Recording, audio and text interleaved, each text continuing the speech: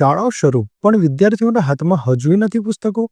જામનગરમાંથી મોટી કબૂલાત સામે આવી રહી છે.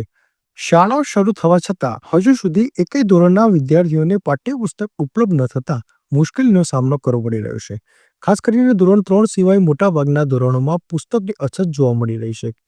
શહેરના અનેક સ્ટેશનરી દુકાનો અને પુસ્તક વિક્રેતાઓ પણ પાટાપંચ કરી દીધો છે. પુસ્તક મળે નહીં તો વિતરણ કેમ કરશે? વાલીઓ અને વિદ્યાર્થીઓ પણ કંટાળી ગયા છે. શિક્ષણના હક માટે પણ કંટાળાનો અવાજ ઉઠી રહ્યો છે. હવે 2-3 દુકાનો ફર્યા પણ મોટાભાગના પાઠ્યપુસ્તકો મળ્યા જ નહીં. વિદ્યાર્થીઓને ભણવામાં તકલીફ પડી રહી છે. વિદ્યાર્થીઓના હક માટે સમય સંદેશ ન્યૂઝ રહેશે સતત સજાગ. બ્યુરો રિપોર્ટ, સમય સંદેશ ન્યૂઝ, જામનગર.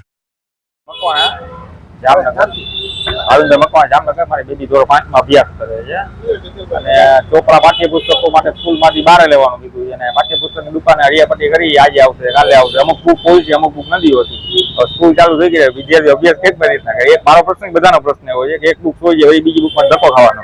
એટલે આવી રીતના બહુ હાલ્યા રાખે છે. એટલે કે આ વ્યવસ્થા ગોઠવેલી ખબર નથી શું કેવી રીતના સ્કૂલ વાળા કે દુકાનમાં જાવ અને આવી રીતના આમ દે તો હરિયાપટ્ટી કરવાની વાલીઓને બધાને.